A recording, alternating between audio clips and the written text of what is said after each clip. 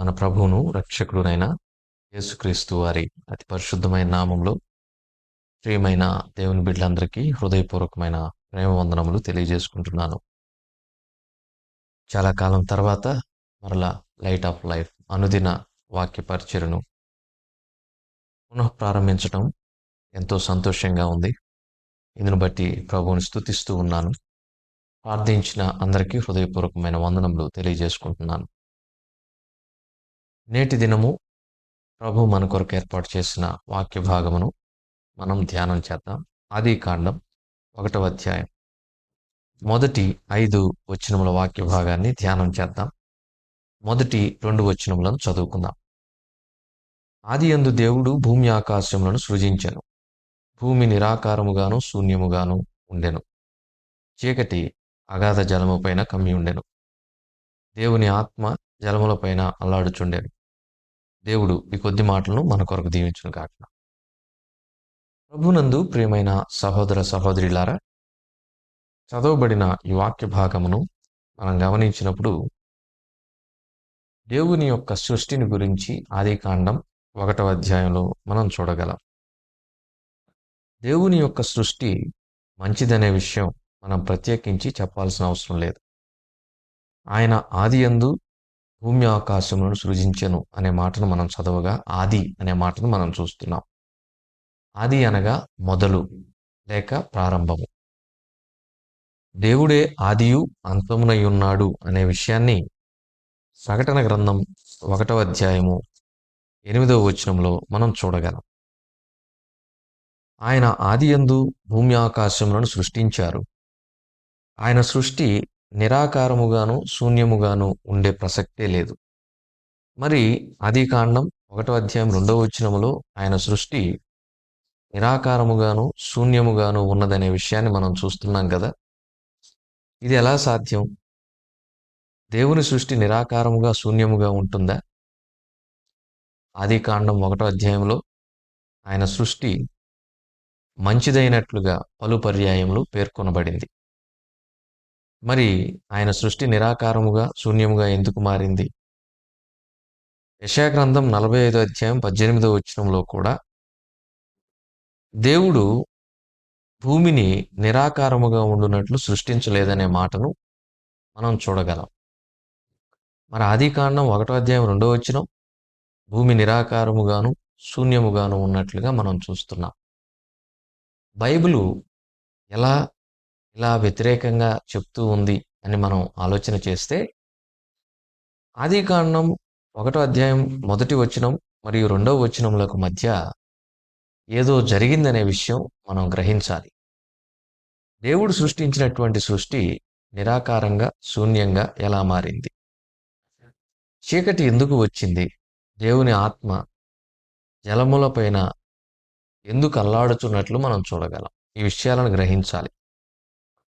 దేవుడు భూమి ఆకాశములను సృష్టించిన తరువాత దేవుని యొక్క దూతలలో ప్రధాన దూత అయినటువంటి లూసిఫరు దేవుని యొక్క సింహాసనం మీద కూర్చోవాలని ఆశపడి, ఇంత మాత్రమే కాదు, దేవుని యొక్క సింహాసనము కంటే తన సింహాసనమును హెచ్చించుకోవాలని ఆశపడ్డాడు. కాబట్టి లూసిఫరు ఆకాశము నుండి పడద్రోయబడినట్లుగా యెషయా గ్రంథం 14వ అధ్యాయం 12వ వచనం నుండి 14వ వచనంలో వరకున్నటువంటి వాక్య భాగాన్ని మనం చదివినప్పుడు మనకు అర్థమవుతుంది. ఇలా పడద్రోయబడినటువంటి లూసిఫర్ ఏం చేశాడంటే దేవుని యొక్క సృష్టి యావత్తును కూడా నిరాకారముగా శూన్యముగా మార్చివేసి చీకటి కమ్మునట్లుగా చేశాడు. దేవుడు సృష్టించినటువంటి ఆయన సృష్టిని చూచినప్పుడు ఆయన ఆత్మ జలములపైన అల్లాడుచున్నట్లుగా మనం గ్రహించగలం. ఇది మొదటి వచనానికి 2వ వచనానికి మధ్య జరిగినటువంటి చరిత్ర. అలాగైతే ప్రభునందు ప్రియమైన వారలారా, అపవాది దేవుని యొక్క సృష్టిని ఏ విధంగా పాడు చేశాడో చూడండి. ఎప్పుడూ కూడా పాడు చేయటం అనేది అపవాది యొక్క లక్షణం. ప్రభు బిడ్డలు ఎప్పుడూ కూడా కట్టేటటువంటి వారు, కూల్చేటటువంటి వారు కాదు. ప్రభు పిల్లలు ఎప్పుడూ కూడా బాగు చేసేవారు, పాడు చేసేవారు కాదు. మనం అపవాది సంబంధంగా ఉండకుండా బాగు చేసేవారంగా ఉండాలి. అపవాది పాడు చేసినటువంటి సృష్టిని దేవుడు చూడండి మరలా ఎంత చక్కగా బాగు చేశారు. ఆదికాండం 1వ అధ్యాయం 3-5 వచనాలు. ఆయన వెలుగు కమ్మని పలుకగా వెలుగు కలిగింది. వెలుగు మంచిదైనట్టు దేవుడు చూచెను. మంచిది అనే మాట మొట్టమొదటిసారిగా మనం బైబిల్‌లో చూస్తున్నాం. ఏది మంచిదంట? ప్రధానంగా వెలుగు మంచిది. ఈ వెలుగు గురించి కొన్ని విషయాలను మనం జ్ఞాపకం చేసుకున్నప్పుడు, ఎవరి వెలుగు? ఏమిటి వెలుగు? అనే మాటను మనం జ్ఞాపకం చేసుకోవాలి. దానియేలు గ్రంథం 2:22లో దేవుని వాక్యం ఏమని చెప్తుందంటే, వెలుగు యొక్క నివాస స్థలము ఆయన యొద్ద ఉన్నది. అనగా దేవుని యొద్ద ఉన్నది. యేసుక్రీస్తు ప్రభువారు యోహాను 8:12లో అన్నారు, నేను లోకమునకు వెలుగును అన్నారు. నన్ను వెంబడించువారు చీకటిలో నడువక వెలుగులో నడిచెదరు,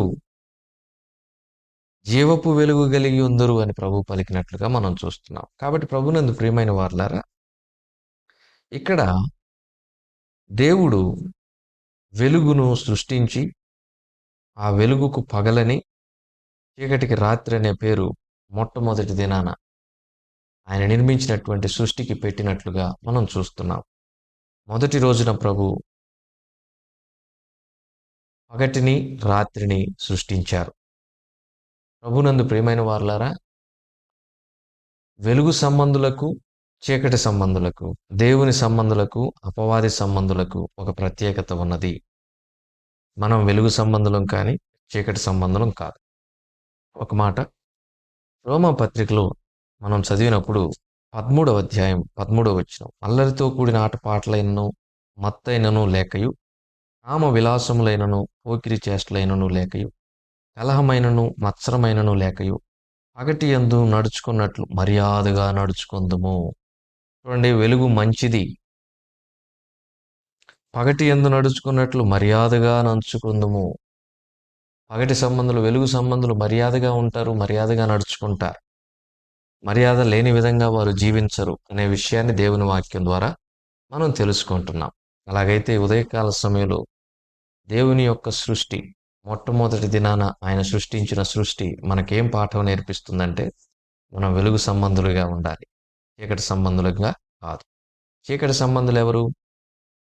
అపవాది యొక్క అనుచరులు. అపవాది ఎలాంటి గుణం కలిగిన వాడు? పాడు చేసే గుణం కలిగిన వాడు, పడద్రోయబడినటువంటి వాడు, భూమిని నిరాకారముగాను శూన్యముగాను చేసిన వాడు, చీకటిని అగాధ జలము పైన కమ్మింప చేసినటువంటి వాడు. కానీ దేవుడు చూడండి, ఆయన బాగు చేసేటటువంటి వాడు. వెలుగును సృష్టించాడు, చీకటిని వెలుగును ప్రత్యేకపరిచాడు. నిజమే కదా? మనల్ని కూడా తూర్పుకు పడమర ఎంత దూరమో మన పాప భారమును అంతగా పోజేసి దేవుడు ప్రత్యేకించాడు. కాబట్టి ప్రభునందు ప్రియమైన వారలారా, మనం ప్రత్యేకించబడినటువంటి వారము, మనం పరిశుద్ధపరచబడిన వారము, ప్రత్యేకముగా ఉండుటకు పిలువబడిన వారు.